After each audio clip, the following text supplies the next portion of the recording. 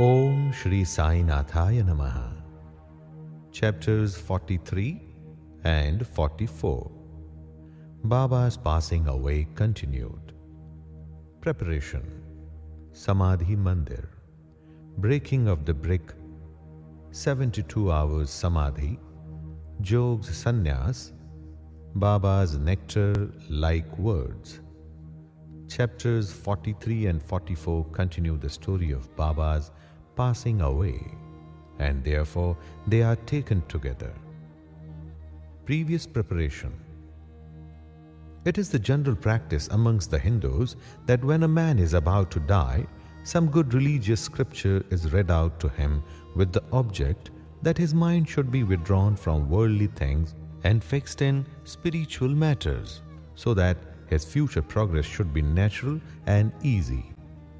Everybody knows that when King Parikshit was cursed by the son of a Brahmin Rishi and was about to die after a week, the great sage Shuka expounded to him the famous Bhagavad Puran in that week.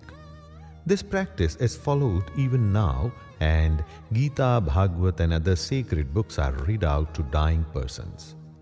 Baba, being an incarnation of God, needed no such help, but just to set an example to the people.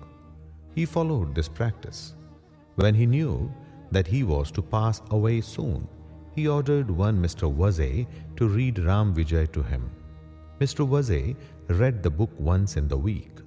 Then Baba asked him to read the same again, day and night, and he finished the second reading in 3 days. Thus, 11 days passed.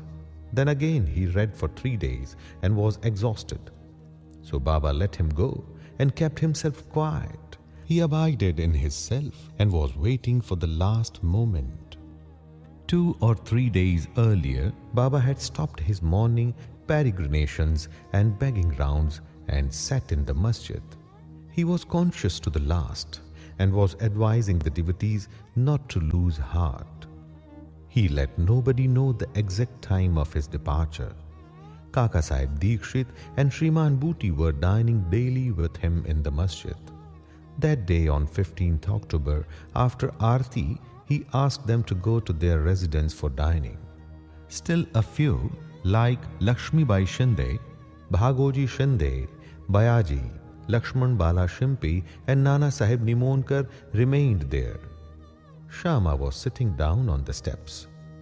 After giving ₹9 to Lakshmibai Shinde, Baba said that he did not feel well there in the masjid and that he should be taken to the Dagdi, means stone wada of Bhuti, where he would be all right. Saying these last words, he leaned on Bayaji's body and breathed his last. Bhagoji noticed that his breathing had stopped, and he immediately told this to Nana Sahib Nimonkar, who was sitting below.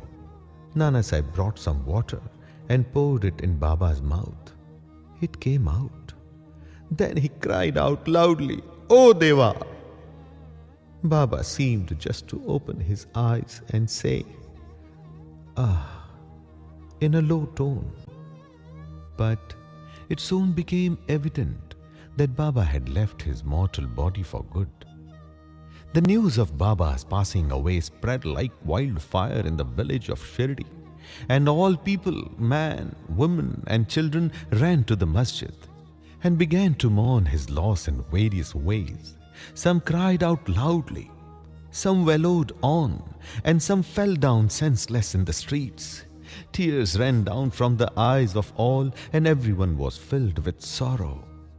Some people started remembering the words of Sai Baba.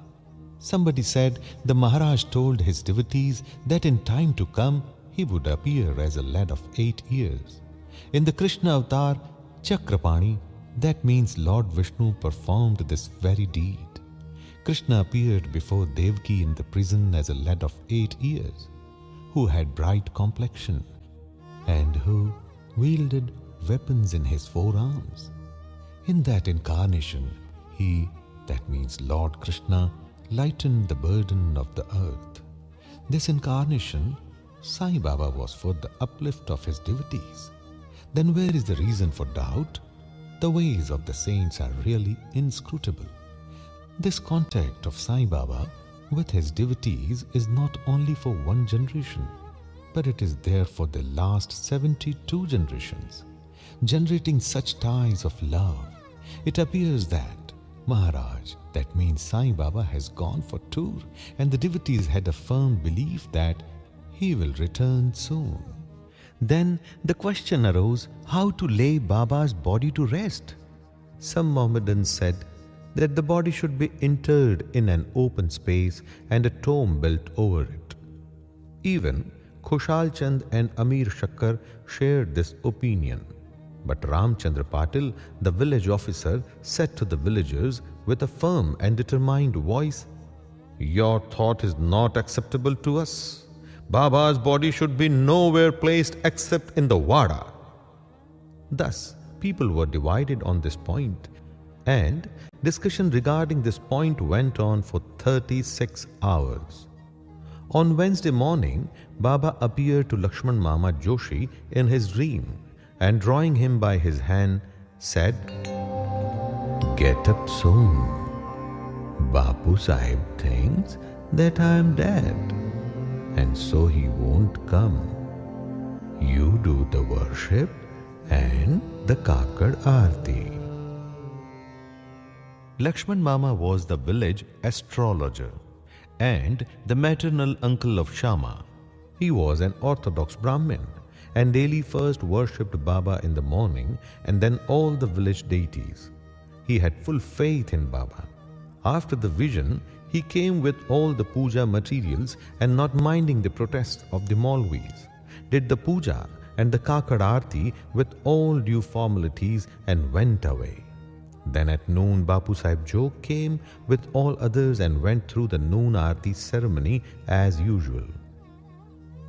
Paying due respect to Baba's words, the people decided to place his body in the Wada and started digging the central portion there. In the evening of Tuesday, the sub-inspector came from Rahata and others from other places turned up, and they all agreed to the proposal. Next morning, Amir Bhai came from Bombay and the Mamlatdar from Kopargaon. The people seemed divided in their opinion. Some insisted on interring his body in the open field. The Mamlatdar therefore took a general plebiscite and found that the proposal to use the Wada secured double the number of votes. He, however, wanted to refer the matter to the collector, and Kaka Sahib Dikshit got himself ready to go to Ahmednagar. In the meanwhile, by Baba's inspiration, there was a change in the opinion of the other people, and all the people unanimously voted for the proposal. On Wednesday evening, Baba's body was taken in procession and brought to the Wada, and was interred there with due formalities in the Garbha. For example, the central portion reserved for Murlidhar.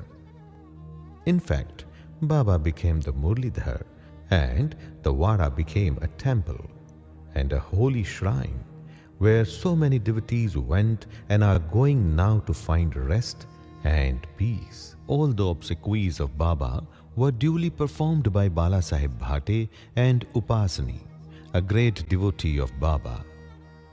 It may be noted here that, as observed by Professor Narke, Baba's body did not get stiff, though it was exposed for 36 hours, and that all the limbs were elastic, and that his kafni could be taken out without being torn to pieces. Let's hear the story of breaking of the brick. Some days before Baba's departure, there occurred an ominous sign forbidding the event. There was in the masjid an old brick on which Baba rested his hand and sat. At night time, he leaned against it and had his asan. This went on for many years. One day, during Baba's absence, a boy who was sweeping the floor took it up in his hand, and unfortunately it slipped from thence, fell down, broken into two pieces. When Baba came to know about this, he bemoaned its loss, saying, "It is not the brick, but my fate that has been broken into pieces. It was my lifelong companion. With it, I always meditated on the self. It was as dear to me as my life. It has left me today. Some may raise here a question: why should Baba express this sorrow for such an inanimate thing as a brick? To this, Himad Pant replies that saints incarnate in this world with the express mission of saving the poor, helpless people, and when they embody themselves and mix and act with the people, they act like them. That is, outwardly they laugh, play, and cry like all other people, but inwardly they are wide awake to their duties and mission. Now let's listen the 72 hours Samadhi of Baba. 32 years before, in 1886 AD, Baba made an attempt to cross the borderline. On a Margashish Purnima, that means full moon day, Baba suffered from a severe attack of asthma. To get rid of it, Baba decided to take his prana high up and go into Samadhi. He said to Bhagat Mahalsapati, "Protect my body for 3 days. If I return, it will be all right.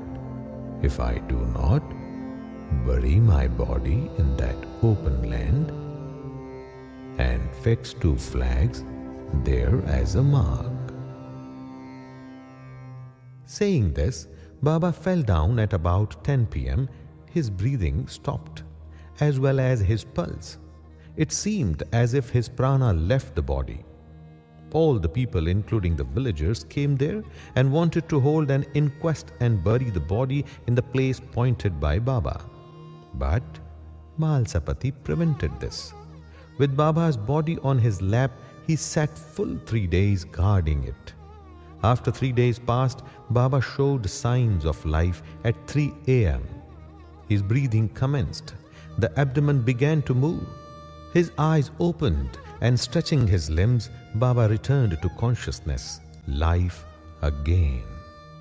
From this and other accounts, let the readers consider whether Sai Baba was the 3.5 cubits body that he occupied for some years and that he left thereafter, or he was the self inside. The body, composed of the 5 elements, is perishable and transient, but the self within is the thing, absolute reality, which is the immortal and intransient.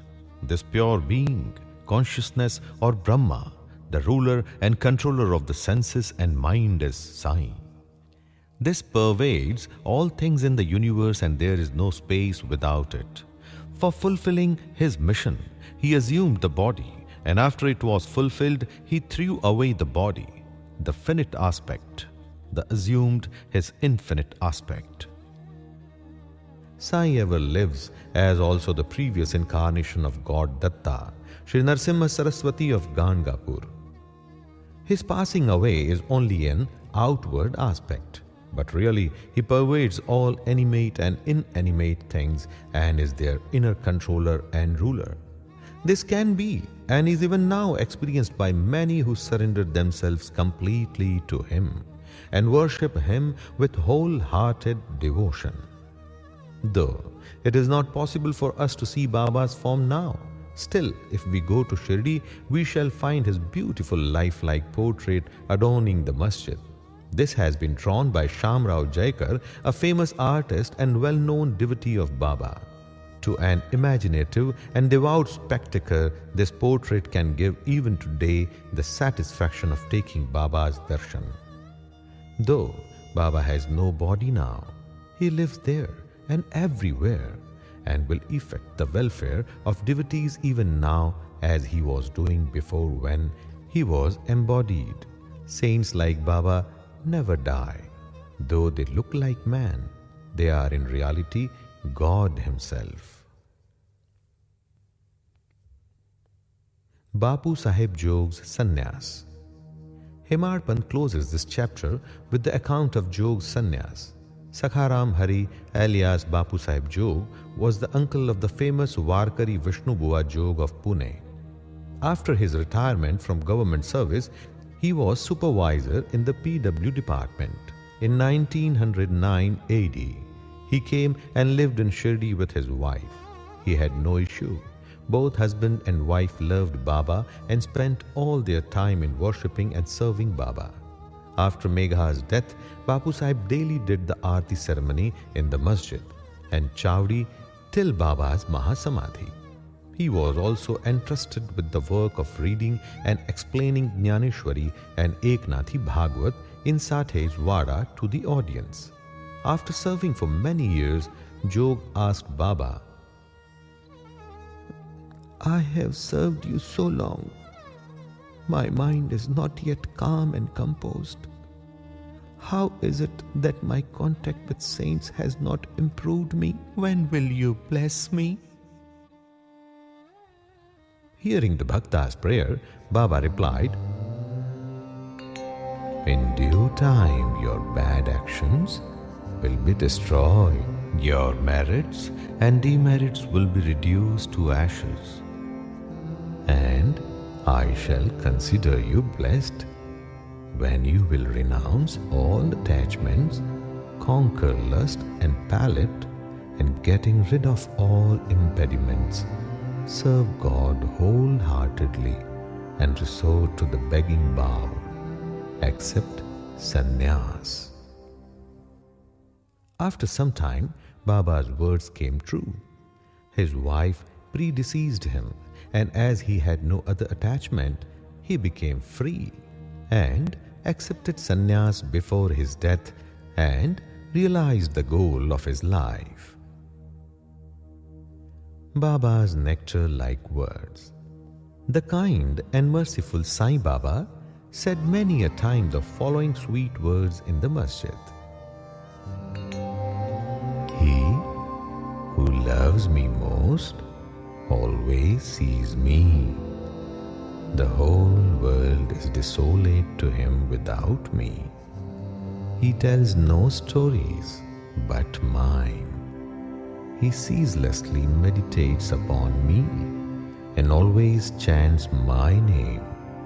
I feel indebted to him who surrenders himself completely to me and ever remembers me. I shall repay his debt. By giving him salvation means self-realization. I am dependent on him who thinks and hungers after me, and who does not eat anything without first offering it to me. He who thus comes to me becomes one with me, just as a river gets to the sea and becomes merged one with it. So leaving out pride and egoism, and with no trace of them, you should surrender yourself to me, who am seated in your heart." Who is this me? Sai Baba expounded many a time who this me or I is. He said, "You need not go far or anywhere in search of me. Barring your name and form, there exists in you, as well as in all beings, a sense of being or consciousness of existence. That is myself. Knowing this, you see me inside yourself, as well as in all beings. If you practice this, you will realize all pervasiveness and thus attain oneness with me." Hemarpan therefore makes a bow to the readers and requests them humbly and lovingly that they should love and respect all gods, saints and devotees. Has not Baba often said, "He who carps and cavils at others pierces me in the heart and injures me, but he that suffers and endures pleases me most." Baba thus pervades all beings and creatures and besets them on all sides. He likes nothing but love to all beings. Such nectar pure, auspicious ambrosia always flowed from Baba's lips. He therefore concludes, those who lovingly sing Baba's fame and those who hear the same with devotion both become one with Sai. Bow to Shri Sai. Peace be to all. Sai Natharpanastu. Shubham Bhavatu.